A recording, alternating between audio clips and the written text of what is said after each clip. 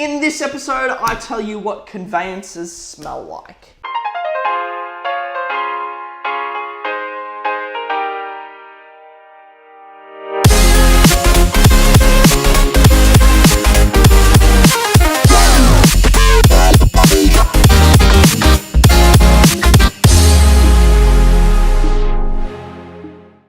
Hello and welcome to episode 19 of Realestate TV. I'm very excited to bring you today's episode. In the episode, we're going to be discussing a question that a lot of my clients bring up, and it is, what is a conveyancer? What do they do? Who are they? What do they smell like? We're going to get into all the details, and I can tell you straight off the bat, the smell varies. But what a conveyancer is they are a solicitor that specializes in property.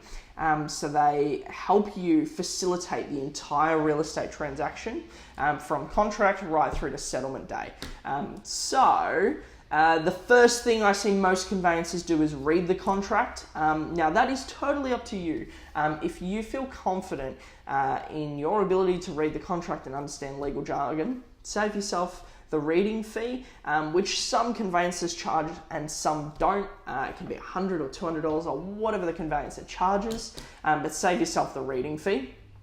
You can save yourself the reading fee, should I say, and read it yourself, or you can get them to do it for you. And what they do is they scan through the contract and make sure that there's nothing in there scary. No use of the word kneecaps. Some of you will get that and some of you will not. So that's what they do, and then they sit you down and give you some advice based on what they've read, and they just cover you essentially. Make sure that the agreement that you're entering into with your vendor is a sound one rather than a sketchy one. Then the next thing that a conveyancer will do is continue the communication, relaying the communication to you from the vendor or the vendor solicitor throughout the entire settlement process.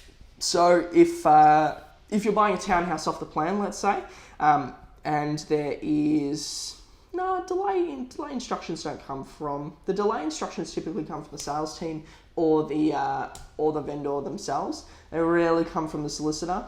Notification of settlement, that's what comes through, and any contract information. So if you buy and then you decide that you want to change the oven from a 600mm oven to a 900mm oven, you got an 18-month period, you're probably sitting there thinking about it and you change your mind. What you do is you get your solicitor to write to the vendor's legal team to find out if it's still a possibility. If they say yes, a PCI or post-contract amendment, sorry, lost my train of thought there for a second, will be issued. And basically what you do is it's a little form that says, I'm changing my mind, I'm signing it off.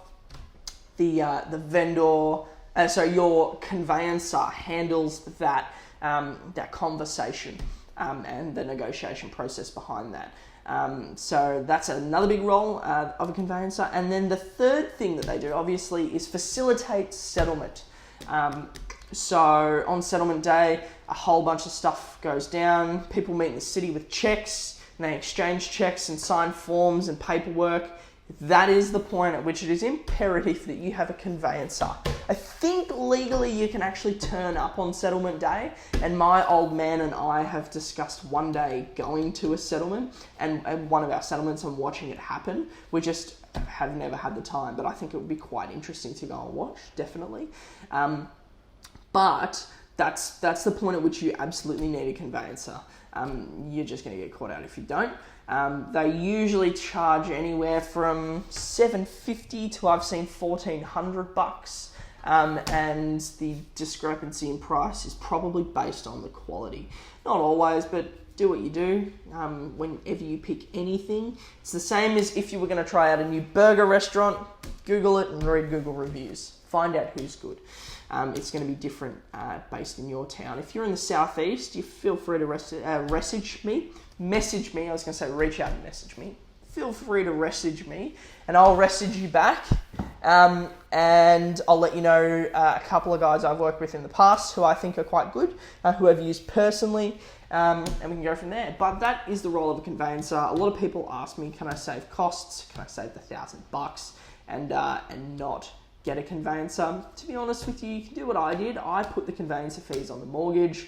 just because I didn't really want $1,200 disappearing from my bank account. I'd rather watch them be on a mortgage because, well, let's take out interest because I don't know how to work that out that quickly. $1,200 divided by 30 years in a loan, it's $40 a year. There's 52 weeks in a year. It's 76 cents a week. So it's nothing over the life of a mortgage. Call it interest, $1 a week, rather than watching $1,200 disappear. So just I think it's worth getting your conveyancer on board at the front end. Comes back to building your team, which is an entire episode I did. It would have been episode 4 or something like that. Sit down and build your team properly at the front end. Get a good start. And then I reckon the entire process will just go a lot smoother. So that's the role of a conveyancer, and that is pretty much it. It's a smaller episode, as I said at the top of the show, and yeah, that's it. So well, that's it, guys. Thank you so much for watching or listening if you're on the podcast. And if you are watching and you'd like to swap over the podcast, the link is down below in the comments. And speaking of the comments, they are being underused on this show. Please, everyone who's watching, just go into the comments right now and say hi. If you're on the app and you're not sure how to use the comments, like someone said to me the other day, the way that you do it is you go into here. This is your video. You scroll right down past all the other videos, and there's the comments. And you just type in HI send. Someone who got approved by family. Good advice, mate. That's how you work the comments. And it's the same on the computer, but you don't have to swipe down past all the other videos. Anyway, thank you so much for watching. Smash that subscribe button because this is the best real estate YouTube video series in the universe, and you're missing out if you're not subscribing. Thank you so much, and I'll see you in episode 20.